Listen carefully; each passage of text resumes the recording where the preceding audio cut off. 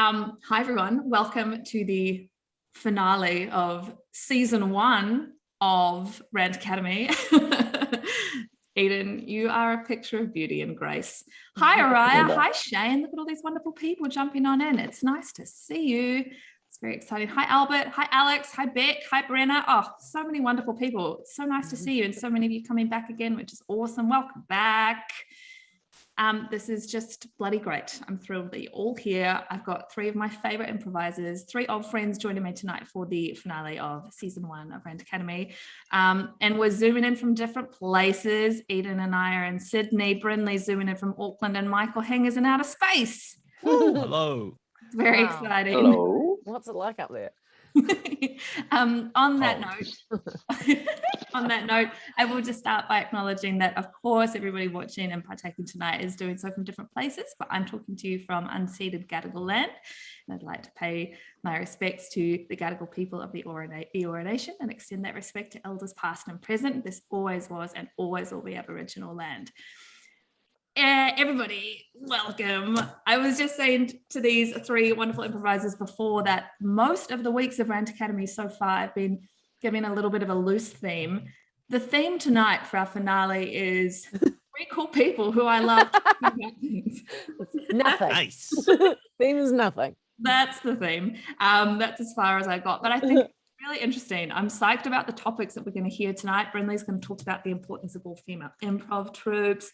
Heng is going to talk about laughing at yourself on stage. And Edan is going to talk about improvising like Kanye loves Kanye. So 3 really wide-ranging topics. And I'm super psyched about it. It's going to be great. You all know the drill. Everyone watching, you've got that dangerous button down the bottom, the chat function. Jump on in if you've got any comments, sass, compliments, chuck them in at any time. And of course, the other very important one is the Q&A button. So throughout everybody's rants, please keep sending in your questions. And once we've heard from all of our speakers, we'll jump into a bit of a Q&A and have a conversation about all the things that come up tonight. I think that is all the housekeeping that I need to do. So how are you feeling, panel? Are you ready to get into it? You good to go? Happy days?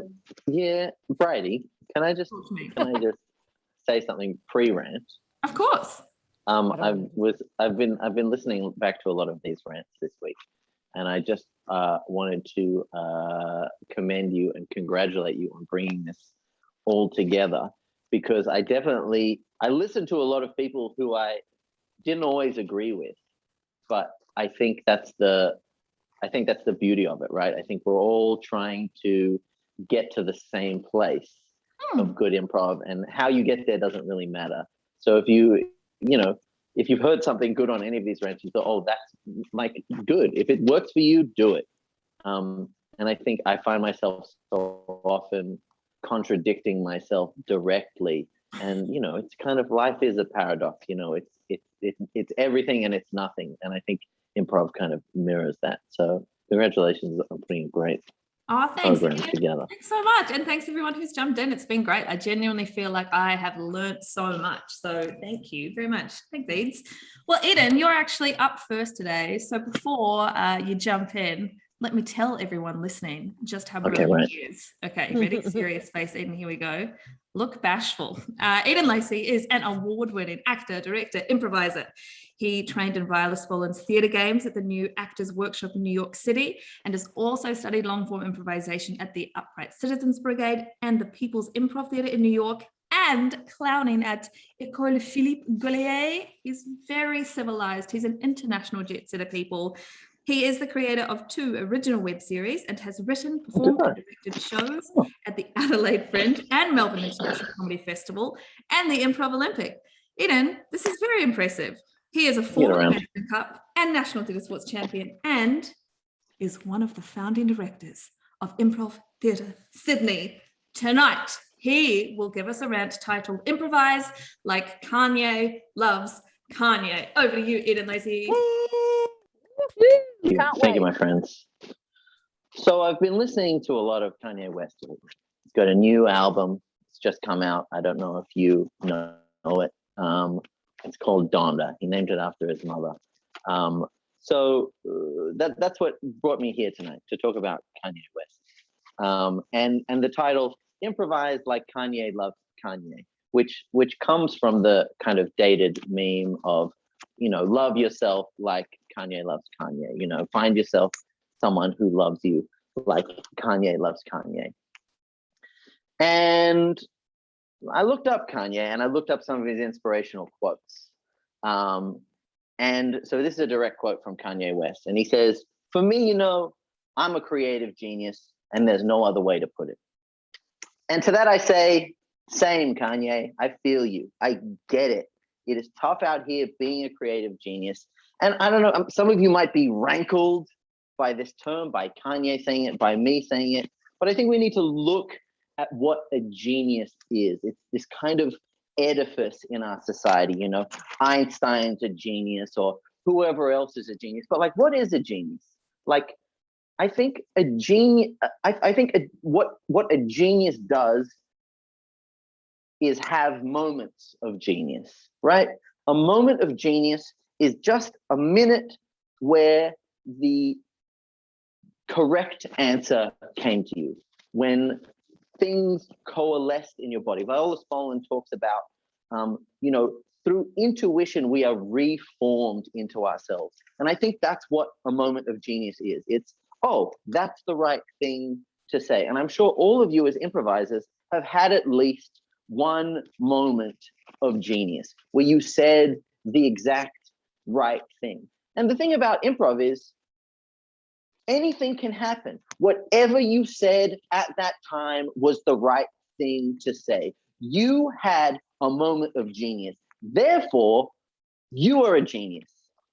You are a genius. I am a genius. We are all geniuses. We are all capable of this moment. Now, calling yourself a genius has this smattering of arrogance in our society. And again, I will return to the words of the great Kanye. And he says, "When my confidence meets other people's insecurity, that equals Kanye's arrogance," right? And I think what happens when we call ourselves a genius, or when someone calls us a genius, what is more dangerous than other people's insecurity is our own insecurity. And I think that is what most often gets in our own way. When we start to doubt the things that we are about to say, when we get onto the stage and we go, "Oh, is this the right thing?"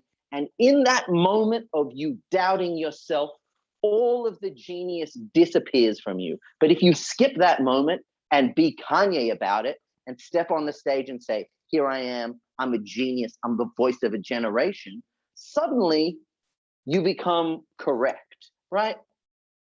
Kanye says, "I am a flawed human. I am flawed as a person. As a man, I am flawed, but my music is perfect," right? And your improv is perfect if you say it is, right? You need to step on stage with the attitude of, "This is the greatest and best thing that have ever happened." I'm sorry, I should have said at the start of this talk, are you ready to have your life changed? Because it's already happening right now, okay? As predicted, it happened, right? If you act like a genius, maybe people will start to believe that you are a genius. But more dangerously, if you start telling yourself you're a genius, you might believe it. Being a genius and being funny, however, are different things. But maybe that's a talk for season 2 of Rant. And I'm out. Oh, mind blown. Life changed. Hot takes. I'm sitting down. I've got to sit down, people. I got to sit down. It's too much. It's getting too hot. It's exhausting being a genius. That was awesome. In the chat, Hayden has said, "Did Edan Lacey write Morpheus' dialogue for Matrix 4? Some pretty powerful stuff in there. That was awesome. Thanks, Brynley. I love that. That was great, because as soon as you said, improvise like you're a genius, my brain just went, "Oh no, this is going to lead to arrogance." I fell into your trap. But it's great, because I loved what you said about it's not about, you know, that success or failure. It's about instinct and intuition and the right thing at the right time, because that's just about being present and listening, and that's the opposite of arrogant. I loved that.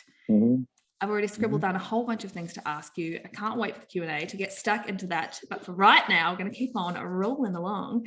And I'm very excited to introduce tonight one of the first people that I ever got to improvise with, which is so exciting, who is the wonderful Brynley Stent, who is an actor, comedian, and writer. You may have seen her on popular New Zealand shows Jono and Ben, Have You Been Paying Attention, 7 Days in Shortland Street, or my personal favorite, which I highly recommend, the New Zealand version of Taskmaster, which is so good. And Brynley is responsible for one of my favorite moments of the whole franchise of Taskmaster. It's so great. I won't reveal what it is.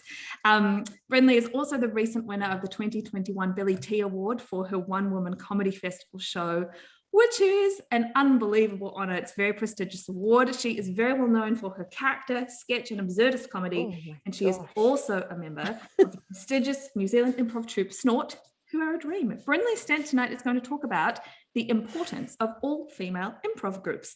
Over to you, Bryn. Wow, what a introduction. I'm going to get a swelled head. Thank you for having me, Bryony, and just off your beautiful introduction, I wanted to say that here in New Zealand it's Te Wiki or Te Reo Māori, which is Māori Language Week, so kia ora to everyone out there right now. So when I was thinking about what to talk about, I was like, the only thing that's kind of in my head at the moment is around like female improv. And only because I'm working with a group of all female identifying / gender diverse people at the moment. So I was like, oh, I should talk about that. But I don't know, every part of my being didn't want to be like political because it's not really my brand. But I'm just gonna talk about it and let's just go there. And so before I start, I've got a tiny few prefaces before I start talking, which I know you shouldn't have any prefaces before a rant. It's just not really on brand, but we're going to do it anyway. So the first one is that when I'm referring to all female comedy or improv groups, I'm talking about like the lack of cis men. So I'm talking like, yeah, female identifying and gender diverse people are included in that. And then secondly is that I love working with cis men, and I think they're all amazing, and it's not like an anti-men thing. I just talking about this specific thing. Yeah. And then that's the third one, is that I'm only talking about my specific experiences here. So obviously it's different for everyone, and obviously very different in different places in the world as well. So yeah, preface over, rant begins. Okay, so I worked in 4 improv companies in Christchurch and Wellington, and then 2 in Auckland. And in all of them, there were more men than women. And one of them, there was 18 men and 2 women. It was wild. And you felt it, like you really felt it. The reason I got into improv in the first place was that my drama teacher at high school came to me and was like, we need women, like no women, no girls have like said, please like put me in the theatre sports team. They just didn't want to do it. So she was like, we need women. And so I was like, okay, sure. And then like began the lifelong love of improv. And I don't know, in the moment, I never felt like overshadowed or anything. Like I felt very supported by all the men that I've worked with, but it was only in hindsight when I kind of look back, like I was always like playing like lots of support roles, lots of wives, that sort of thing. And I think at the time I genuinely, truly believed that it was because I thought I was less funny. And I thought they were geniuses and I was like, not as good. So I was like, it's fine. I don't mind playing support because I'm not as funny as them. So it's okay. It actually works well, especially in like a competition aspect. Like you want to do best with your team. So you're like, oh, of course I'll play support because I still get to play. So yeah, that kind of leads me to like I work in this company called Snort in Auckland, which is an awesome company, and at the moment we've got a 50-50 split men and women, which is really, really cool because we actively tried to make it that way. But I could feel at one point, maybe 2 years, and I could feel all the sort of female improvisers kind of withdrawing. And I was like, I wonder why this is. It's so weird. And I kind of at the time put it down to maybe they just weren't into improv anymore. Maybe they were busy. They were losing their confidence. And like, I don't know, I kind of put it a lot on them, especially because I wasn't one of those people. Like I could feel like I can get in there with the dudes and I'm just as loud and just as brash and all that sort of stuff. So I kind of felt like I was like, what are you guys doing? Like, you need to step up and you need to be more confident and like, just get in there, throw yourself in the mud pit kind of thing. But it wasn't until we did, just by chance, we had an all-female lineup for one of the shows. It was just by chance that no men were available. We have a cast of about 8. So it was all women. And we were like, we kind of got there and we were like, what the hell is going on? Like looking around going like, there seems like there's been a trick here, or like, you know, because it wasn't advertised as like an all woman lineup or like comedy for females or anything like that. And all these people that I'd seen shy away suddenly like blossomed. Like I could just see them just like, I don't know, just they came alive again. And so yeah, from there we decided to do a season of a show with the same group, because we were like, that was so much fun. And in these shows, like I found that the players were bolder, they took more chances, there was less judgment, and it was really interesting. The ones who normally were bold and kind of brash, they kind of calmed down a little bit as well. So it was like this beautiful balance of the people who were normally like push, push, push to be heard, and then the ones who were quite shy. It's like this, yeah, lovely balance. So I guess, yeah, I don't want to make a generalization, but like, I feel like maybe the presence of men is that like men are more confident on the whole in improv and they feel more comfortable in that place. And so, yeah, I don't know. Yeah. And then I don't know, I want to go on, like the thing that I want to talk about last is that from there, my challenges for like me and for other people is like, if you are a female improviser, or if you feel like you maybe just don't, I don't know, shine in those positions, then put yourself in a lineup together. Like put all the women in a lineup together, put all the gender diverse people in a lineup, put all the like LGBTQI people in a group together, put on shows, and just like don't think to yourself, oh, we don't have any like power players or anything. Just, I think you should just do it one night, and you don't have to brand it as that. Just say it's funny comedy.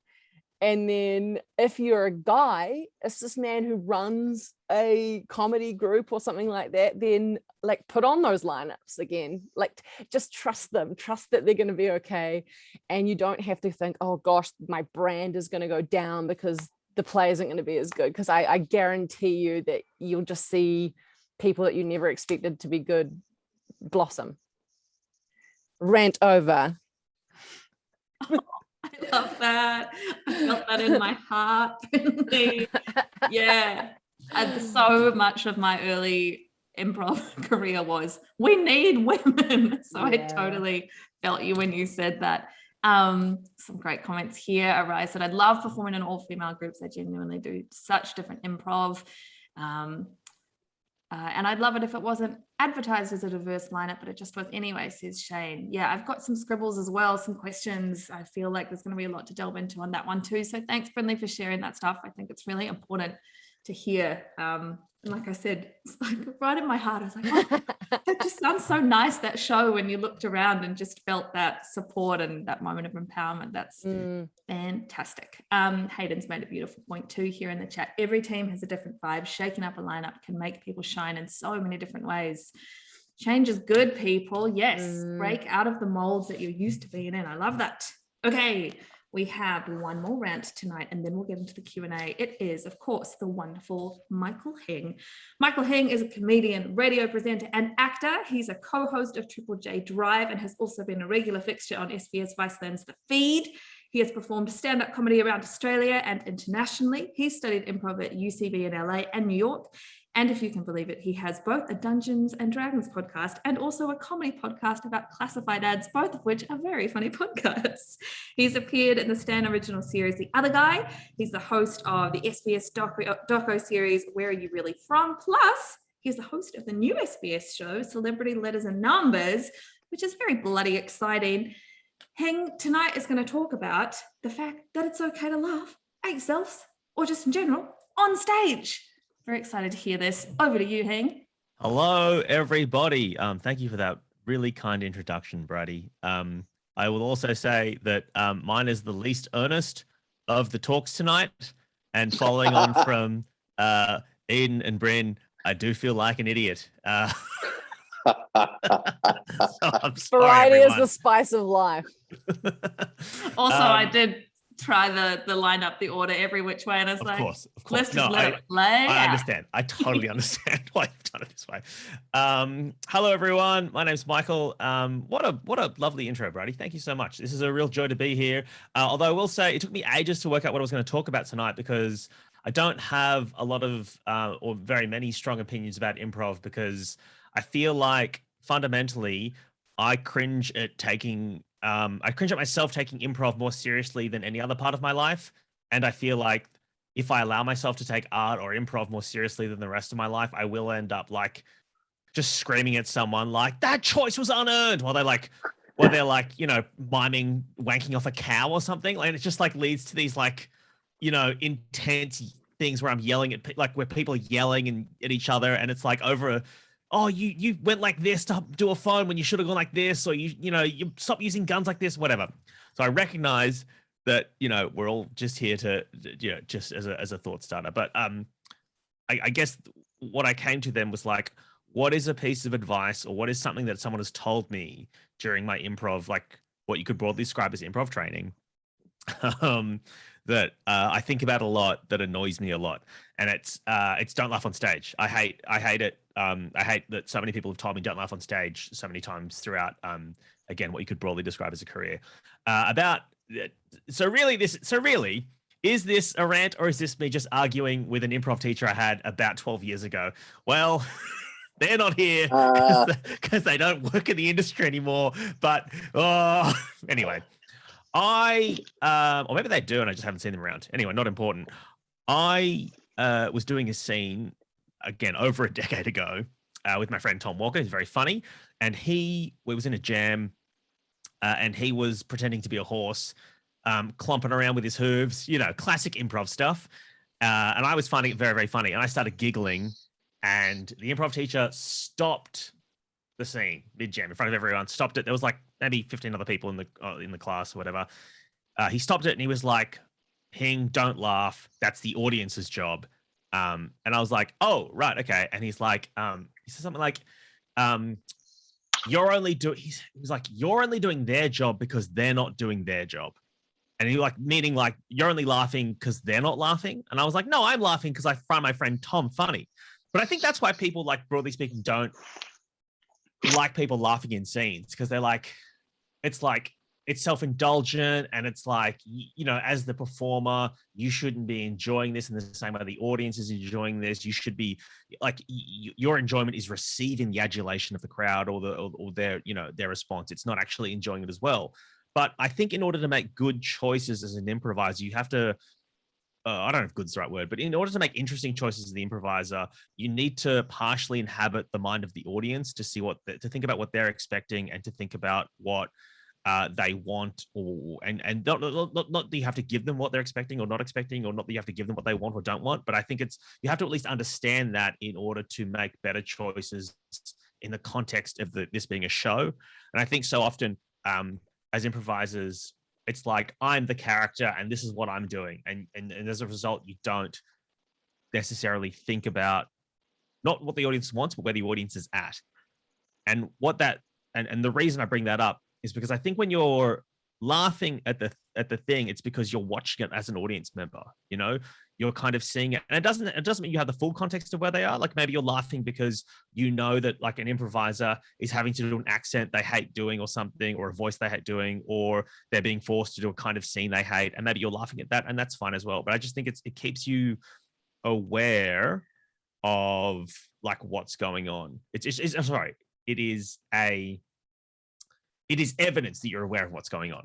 And I think we can all agree, first of all, I'm just talking about when you're on stage in a scene. If you're on the back line and you're side of stage or something, you have to laugh. If you're on the back line or side of stage and you're not laughing, you're a shithead, basically, is my opinion. Those are your friends and you're meant to be supporting them. And if you're sitting there being like, yes, analyze the scene, it's like, shut up, enjoy it. Like, this isn't, oh God. Anyway, taking it seriously is terrible. I also think the reason people hate it is because they say that it looks like self-indulgent and that it's kind of like, how dare you enjoy the thing in that way? And the reason that annoys me is because it's like, it almost respects the audience too much. And even though I think you should understand where the audience is coming from, I also think you kind of have to train them what to find funny, what to laugh at, because the audience is mostly morons. Basically, they need to be taught what to laugh at, because otherwise they'll just laugh at like dumb stuff. And they need, So I think that when you laugh at something that you find funny, you're kind of explaining to them that they should find it funny as well. Anyway, someone has said, so much for poets and geniuses. Yeah, I guess I'm neither of those things. But also I'm very good at comedy. So, feel free to criticize me. I don't care. The thing that I guess what it comes down to for me is that I genuinely love doing improv, and I think that if you are not laughing at your friends on stage and you're playing with them, you're stifling yourself of that joy. And I think if you continue to do that over time, you're going to enjoy it less and less, and you're going to be forcing yourself to do something and not enjoying it as much. Anyway, that is my rant. Thank you. Yay! I loved it. That. That was so much fun. Thank you, Heng. That was great. I hope you all feel better for getting those rants off your chest. Yeah, thank you. The very first Heng, I love that. There were so many fun things in there. And also a writer has just said, a show where all improvisers are not laughing sounds like hell. Very true. You know what? I think when you said about people on the back line or the sideline need to laugh, they need to be engaged. It is amazing to me the amount of shows where you see people just in their heads because they're waiting for the moment to come on stage next. They're wondering what to say and they forget to enjoy the show. Like absolutely, you're right, Heng. Like it's a question of support as well. You've got to be enjoying the show. They're your friends on stage. Yeah. So that landed in my brain.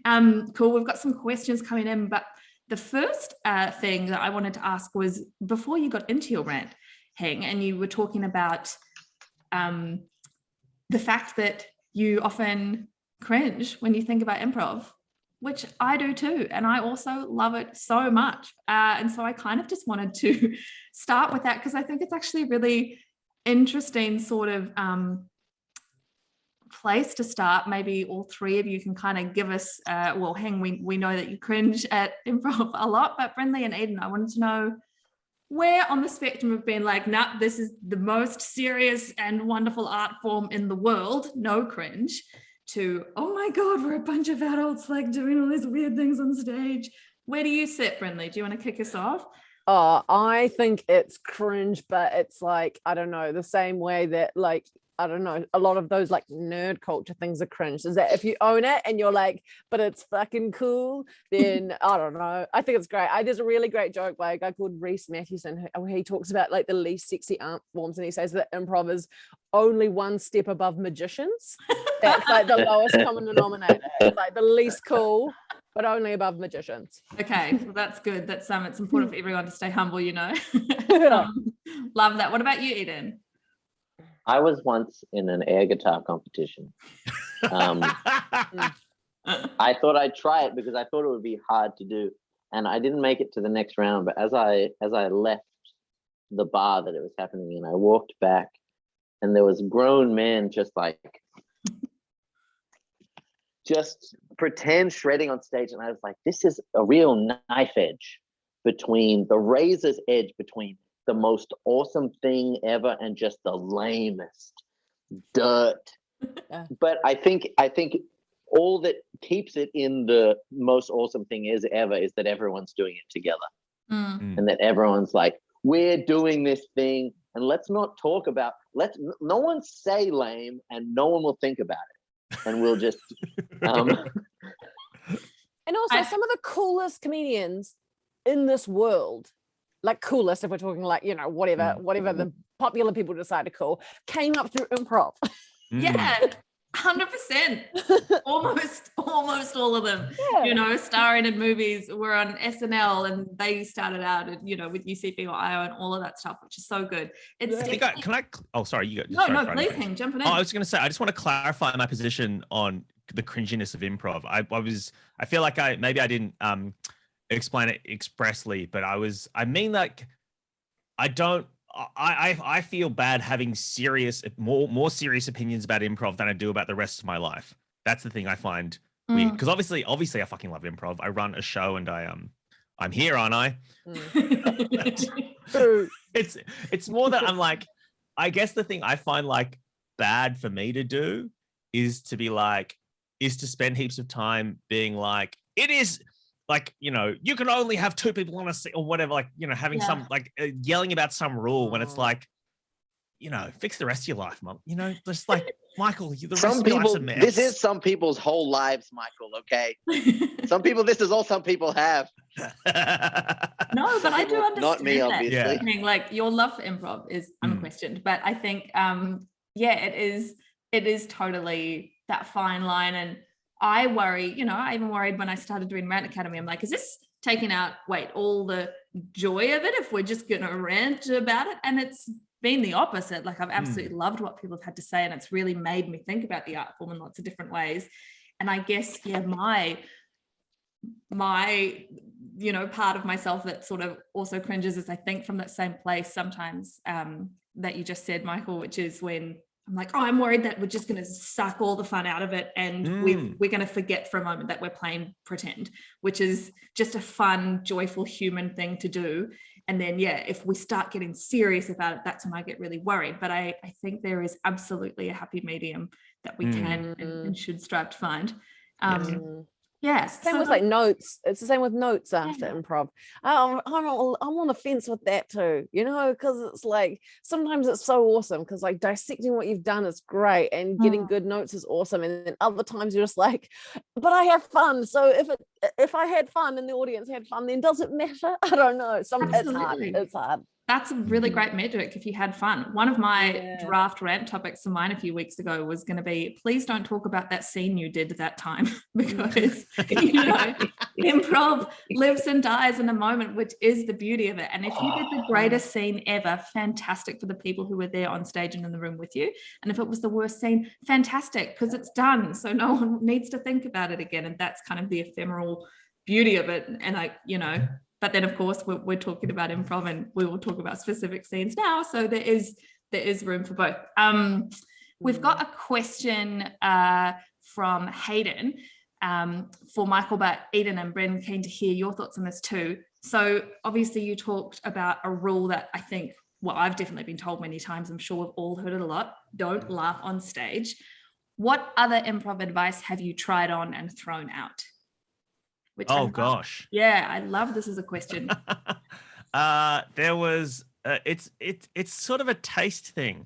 I got and I think it's also a thing that like it's sometimes someone can give you advice and you hear it not in the way they intend to mean it. I'll tell you about the most brutal advice I ever got from someone. I was fucking bombing in a scene in my like first UCB class or first like level of UCB, and we had this new teacher, and she was like, and she was like, stop. I'm like, what? And she was like, why isn't this working? And I'm like, I don't know. And she was like, Michael, it's because you're trying to be funny. No one wants to watch you try to be funny. Just be funny, okay?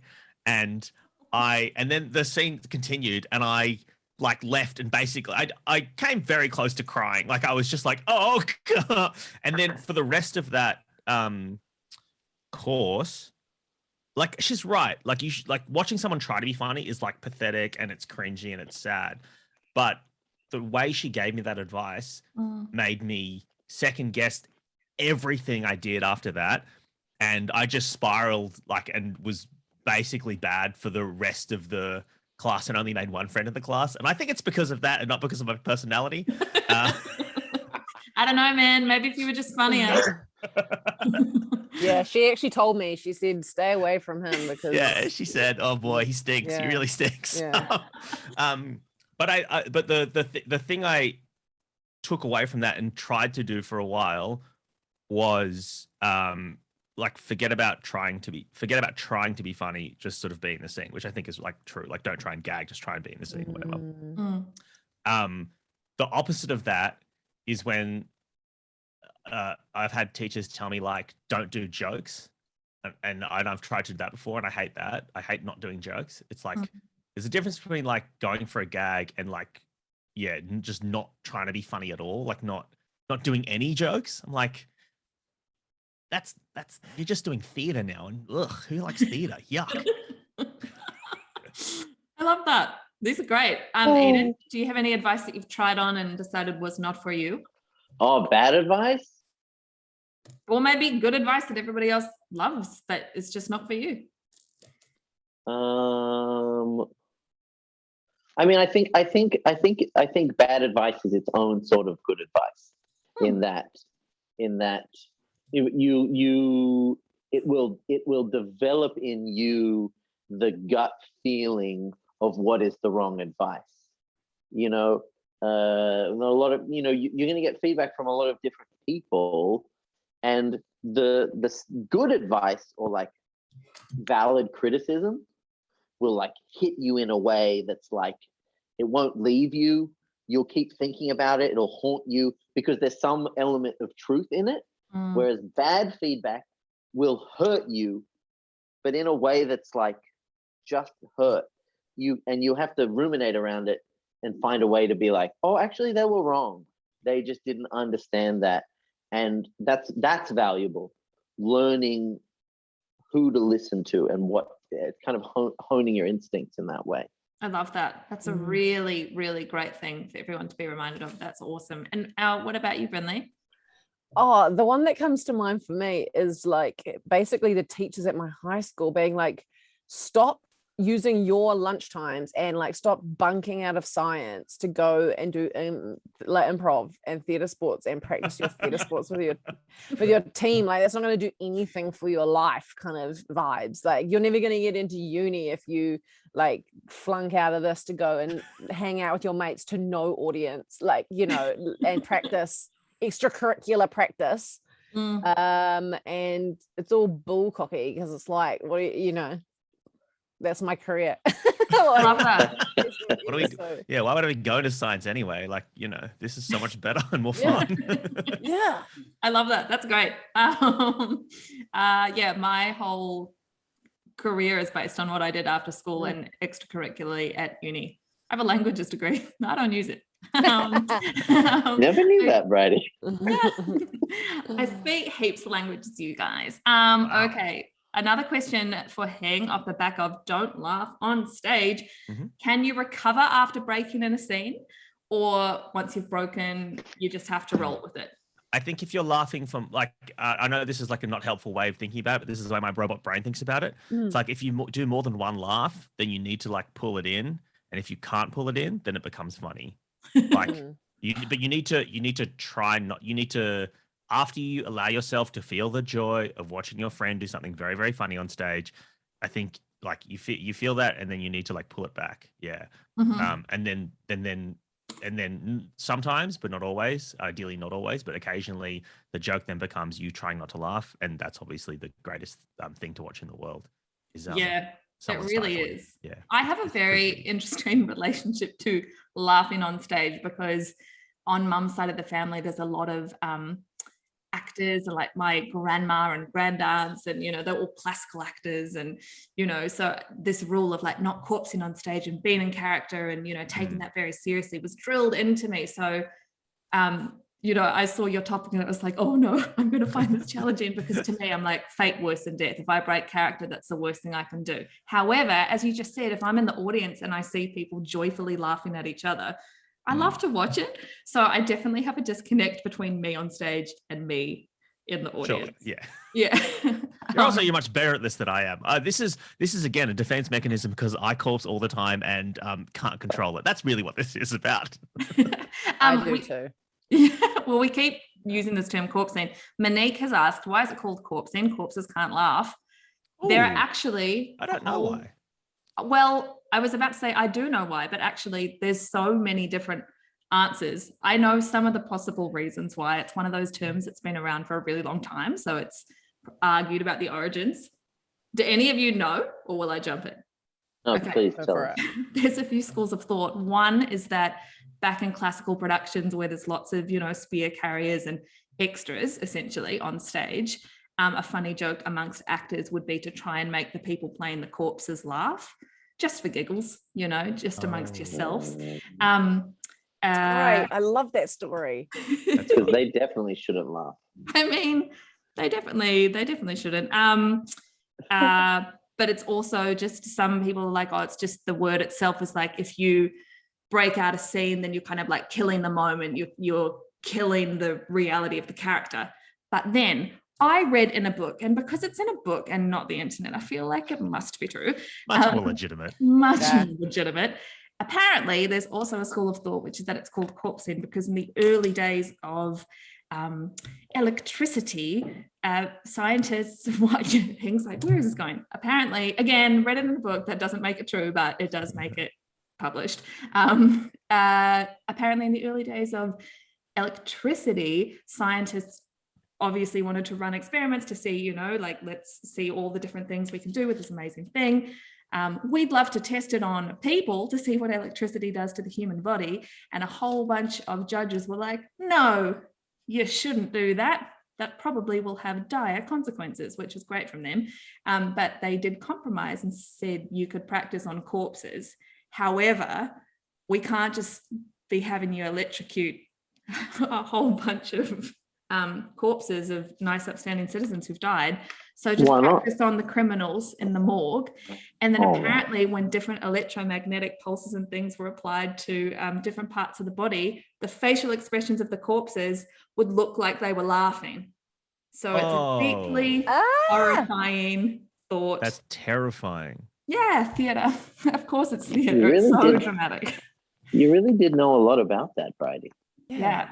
Thank you, Grandma Kennedy, for telling me all about corpsing. Okay, Can I say one final thing on laughing on stage? Please. For it. My opinion of like everything that happens on stage is that the audience has seen it, so it's in the scene, so it's happened. So my advice is always to just laugh. Your character is laughing. It's happening. Just keep laughing and make that in the scene. Or you can turn it into crying very easily if you really want to, if it's inappropriate to laugh. See, I find the post laugh justification in character weak, personally. When someone just say like Tom Walker's pretending to be a horse and I giggle and then I go, oh, sorry, I'm thinking of a joke my wife told me. Everyone in the audience is like, no, you're not. You're laughing at the horse, man. Come on. Well, but that would be my point. But just keep looking at the horse and giggling and be like, horses. Like that's the thing. Right. Okay. Yeah. I find sometimes people just like reach into their grab bag of like, it's like when it's like that thing where there's a sound cue goes off wrong and then someone goes and turns off a fake radio you didn't know was there or something. It's like there's just 6 easy escapes and like parachute pulls that people have and that I'm very guilty of as well that we just go back to. And I see them again. And I'm like, I know what you're doing because I also use that very easy thing to do and I made a mistake.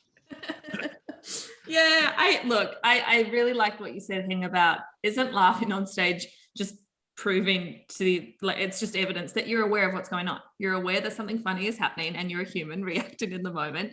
I think absolutely if it goes on for too long that it can alienate the audience if they're not with you and you're like, well, I feel like I'm just watching you have a fun party and I'm not invited. But I'm also not against alienating the audience because sometimes they're wrong. Okay, well, comedy, Michael Hing. I think that's great, and I think Heng is subscribing to the Improvise like Kanye loves Kanye school. Yeah. He gets it. He gets it. He gets I'm with you. I corpse all the time. Worst person in the group. It's just, And at my own jokes. That's a stupid thing. but if they're that good, I mean, that's incredible. And they are. Brynley, we're going to move on to some questions for your wonderful rant about the importance of all female improv troops. So Hayden has asked about your current troupe that you're with, Snort. How did Snort talk about the diversity of the troupe? How is it different to the vibe in the troupe that you're in with 18 men to 2 non-men? Okay, two different questions. So when I came into Snort, which is the one I'm currently with, there were about 40% kind of, sort of, 40 to 60%, like 40% women, and that was lovely and refreshing coming from the group that was 18 and 2. And again, it was just that thing with the 18. It wasn't that those guys were like evil dudes who were like gatekeeping. It was just that they were like, hey, who out of these uni students who love improv, who want to do some shows? And it just happened that 18 of them were men and 2 of them were women. And I think it's just a thing where, do you feel welcome? Are you making women feel welcome to come and join? And I think, I don't know, it's no one's fault. It's just like, sidebar. And then we decided, because we got a producer who was really awesome, and she came in and she was just like, hey, I noticed that this cast is all white and a lot of it are mostly cis men. And we were like, and so then from then on, any intake we had, it just had to be female or POC performers. Which was hard at times because of that thing where you'd see someone who was amazing, like truly amazing, and you'd be like, they need to be in this company. But then just until the balance evened out, it was like, no, sorry, later you can go and form another troupe, or you can go and have your other opportunities. I think that's great. What an amazing producer to just absolutely put that front and center as the MO as well, because people can get really scared of shaking things up and changing things, and it can threaten a lot of people's sense of stability in those troops. So that's really great that everybody just kind of got on board with that as an MO. I love that. I think the biggest fear, and it's still happening to this day, is that you're kind of worried you're going to ruin the essence that you already have.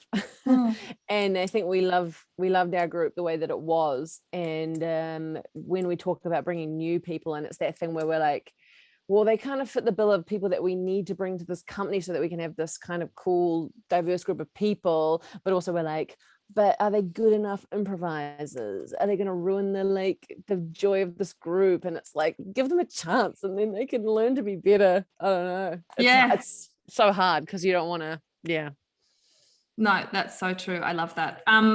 Okay, another question. You mentioned it a couple of times, and there was a few comments about it in the chat as well. Interested to know everyone's thoughts about this, because it might apply to all female lineups or any sort of non-exclusively white male lineup, but about how we bill ourselves. So I used to coach an all-female troupe, and it was really interesting because we had a lot of discussions in that group about whether or not that should be part of the advertising. And sometimes the matter was taken out of our hands because it was an angle for someone to write a press release about, and they would bill the troupe as an all-female lineup. And there were times when some of the troupe members really loved that and thought, yep, that's great, it's going to sell us tickets, the point of difference. And some of the troupe members were like, why is that important? Like, why do we need to put it on the press release at all? Like, why are people fixating on that? So interested to know, what you all think about how we bill ourselves, and Brynley, let's start with you about exactly that. How do you like all female improv troupes to be built? Yeah, it's so difficult. It's like, oh man, it comes down to taste, I think. Like we try not to be like it's femme comedy or anything like that. We just kind of go like, we are a group of this, and like sweep that kind of like advertising under the rug, like let the improv speak for itself. But I know like there's a group in Auckland, it's a comedy group, and they do stand-up called No Homo, and they're an all like queer group, and they rely heavily on the fact that they're selling to their audience. I don't know. I don't know the answer. taste Yeah. thing and take it if you can and sell those tickets if you can. Yeah, I don't think there is a neat answer. I'd love to know Heng, the thoughts of everyone else. yeah, I want to know the thoughts. Heng, like, and maybe Mm. branching out of just the improv Sure. world as well for a second, because I know like you've programmed so much stand-up and stand-up nights. Like, how do you navigate that sort of stuff? This is the least romantic thing in terms of like stuff, but I reckon personally, I think if you've got something that's going to sell tickets in a country like Australia where it's really hard to sell tickets, I would say grab onto it and do it, because once you establish an audience, that's how you keep doing. That's how you keep performing. And if you keep performing, that's how you build. That's how you build an audience. Like, you know what I mean? You sell tickets, you build the audience, and then you sell more tickets, and then you get better because you get to perform more. I know it's like, I know that like, I understand the indignity of performing at like a diversity lineup, because I've fucking man, the amount of like, you know, Far East shows I've fucking done or whatever. And I understand it. I totally get it. And I would never, I don't think that it's right for everyone. I understand that everyone feels uncomfortable about it. And I've hated it as well. And I've copped it though, just to sell tickets and get better. And in a place like Australia where it's so hard to get anyone to go and watch comedy, it's like, if you can just get a ticket into someone's hand and get them to come and see a thing, and when you're there, you don't have to like, and again, I'm only talking from a perspective of like someone who's done like, you know, like Oriental nights or whatever the fuck. Yeah, so I want to be clear. I don't want to try to talk about other people's experiences, but for me personally, that when you're there, then it almost becomes an opportunity for you to subvert their expectations of what they think a Chinese comedian would do, for example, right? And everyone draws their own lines on what they'll do. You know, I'm not trying to tell anyone else what to do, to be clear. But yeah, I think honestly, it's like build an audience in this city and just get people along to your thing, and that's how you get to keep performing.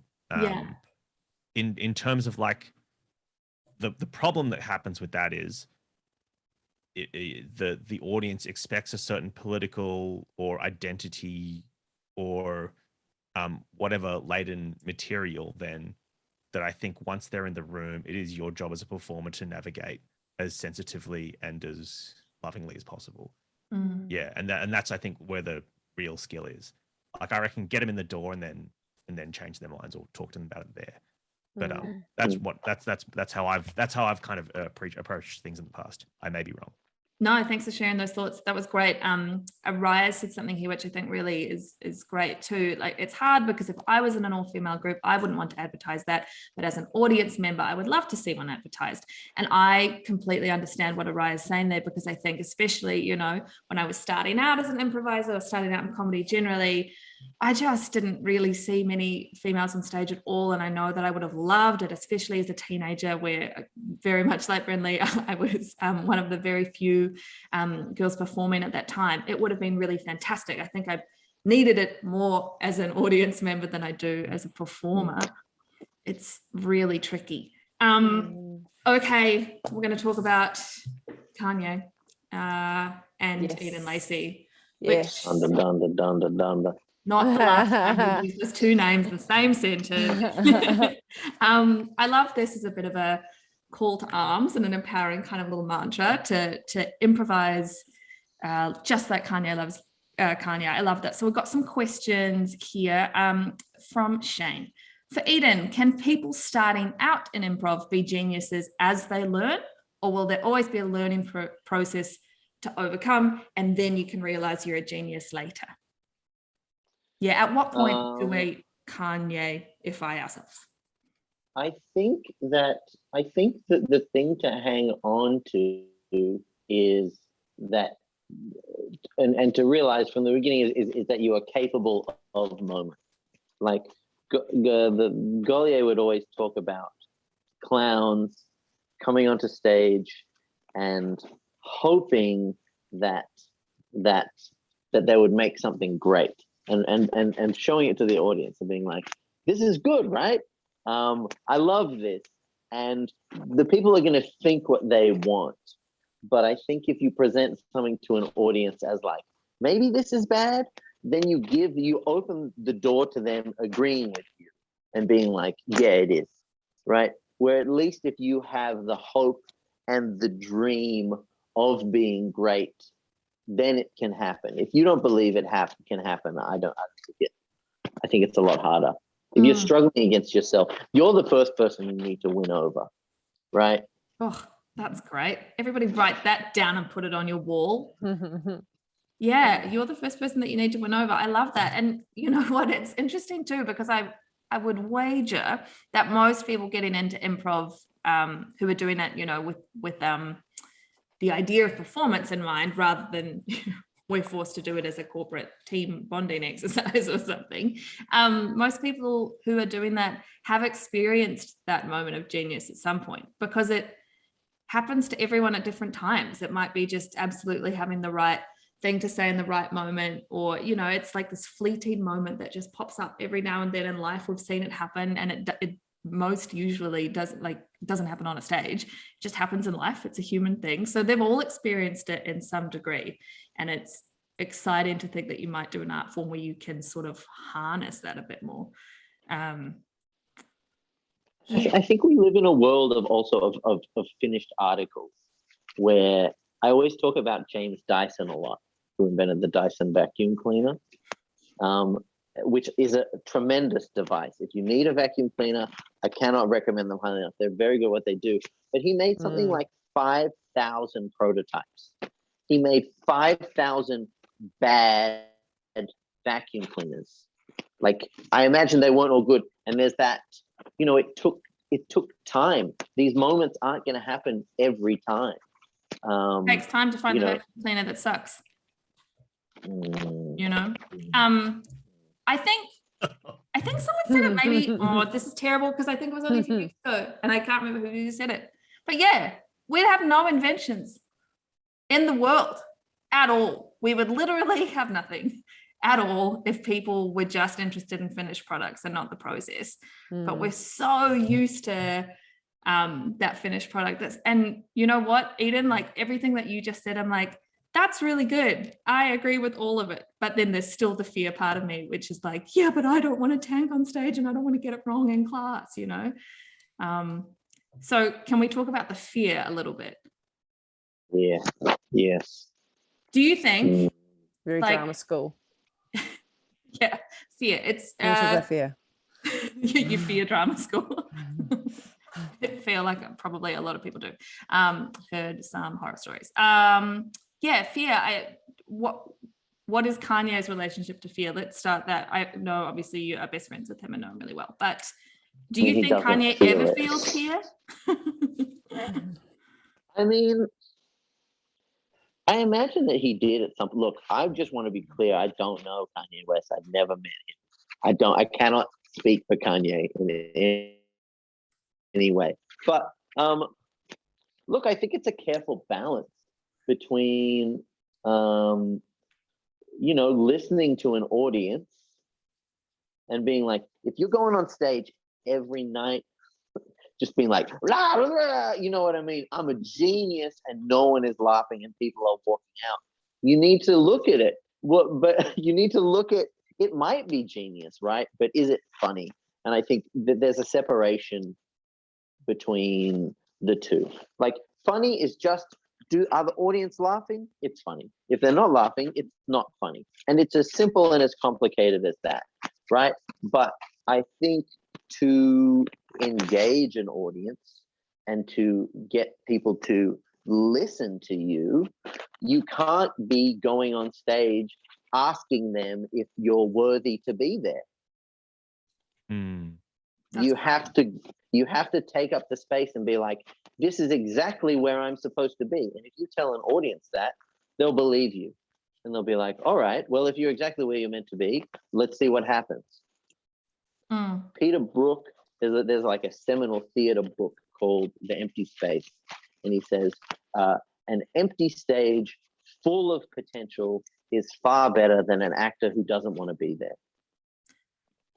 I love that. So if you're going to take up people's time, you better want to be there. Trick yourself. Yeah, How well, you do that? Yeah. well, we're great at Mm. playing other characters on stage, so maybe we just all need to find a version of ourselves, that character in ourselves who is super, super confident and believes they're a genius. Mm.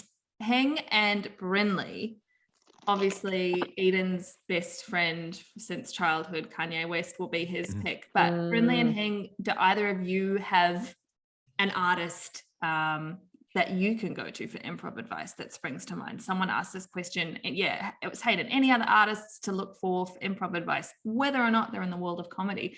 Is there anyone that there's something about their spirit or demeanor or performance style that speaks to you as a creative person?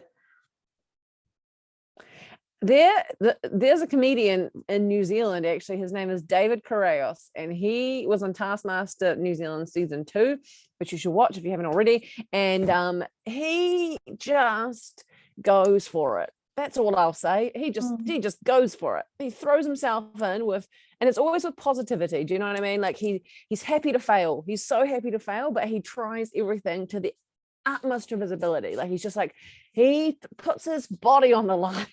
He just goes for it. So I admire that. My God. I love that. That's so good. When I see it, I'm just like, fuck yeah, like get in there. Yeah, because you're watching someone have fun as well, which is so important. That's really inspiring. And he has high highs and low lows on that show. My God. But you just respect him for it. Yeah, and he keeps getting back up and trying again. I love that. What about you, Heng?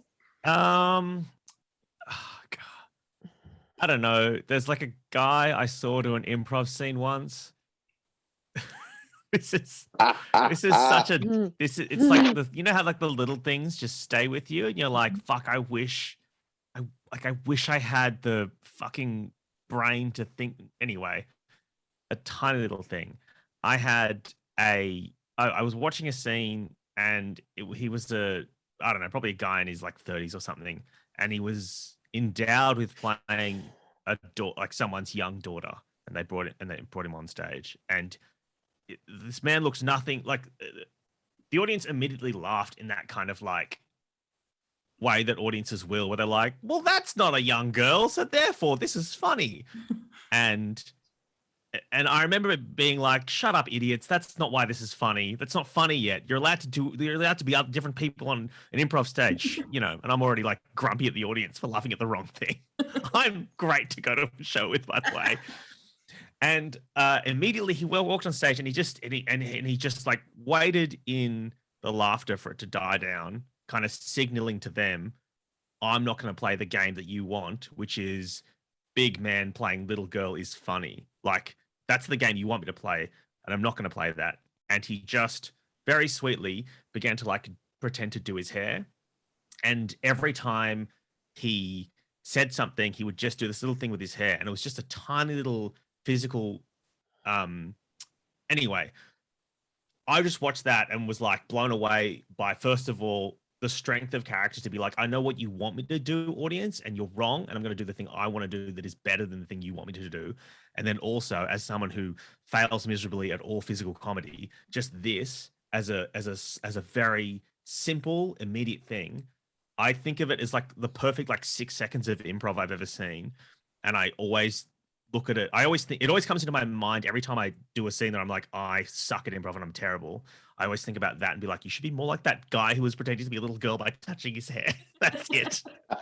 I love that. That's such a nice little anchor point to have. And those are really great when you see something like that happen. It's good to remember them, stick them in there so that you can have them as like little points to refer to when you do, you know, feel that self-doubt creep in and all of that stuff. That's so important. Yet again, I feel like I've just had some free education and life coaching from Rant Academy. So thank you, Bree, for your amazing thoughts. That was just so great. I loved it. Before we wrap up tonight, Heng and Edan, can you please tell us about your podcast that we should all go and put in our ears? Michael, Hing, and I have been cursed for 7 years now to do a Dungeons and Dragons podcast every week. We hate it. We don't love to do it. We do it purely for money. There's no love involved. That's what the first 4 years were about. They're about that big money and the 40 people who showed up. which was good. Anyway, it's Dragon Friends. It's a great thing. It's an improvised Dungeons and Dragons show. We've got a new season on twitch.tv/Dragon Friends every Wednesday at 8 p.m. Excellent. Thank you. And Brynley, anything that you would like to plug? Oh, I've got nothing except for just like if you've got a VPN, get amongst some New Zealand comedy. And if you ever see me in Melbourne Comedy Festival, please come to my show. Yes. If we ever open the borders again. Fingers crossed. Highly recommend watching Taskmaster, the New Zealand version. It's just bloody great. Heng, is there anything else that you would like to plug? On October the 2nd on SBS, all 24 of you, well, 23, because Brynley, I don't think you can access it, but October the 2nd, Saturday night, 8:30 p.m. on SBS. Celebrity Letters and Numbers kicks off. It involves ITS alumni and people like Bridie Connell. You might have heard of her. Carla Ritchie, Susie Youssef. I'm sure there's heaps of others I'm forgetting, but just really funny improv people playing puzzle games, and you might enjoy that. Anyway, it is beautiful. It was a lot of fun. Yeah, it's going to be great. Definitely check that out. That's going to be great. To everyone watching now and later on YouTube, because like heaps of people watch this and we'll go viral, Michael Heng. Thank you so much for tuning in the last couple of months. It's been really great and hopefully like a fun little way to while away the lockdown blues while we can't be performing on stage. It's been great just to hear from so many brilliant creative people like Brynley, Edan and Heng sharing their amazing thoughts. So thank you very much for tuning in and for all the brilliant thoughts, questions and comments, and everybody stay safe out there and we'll see you soon. Bye everyone. Bye.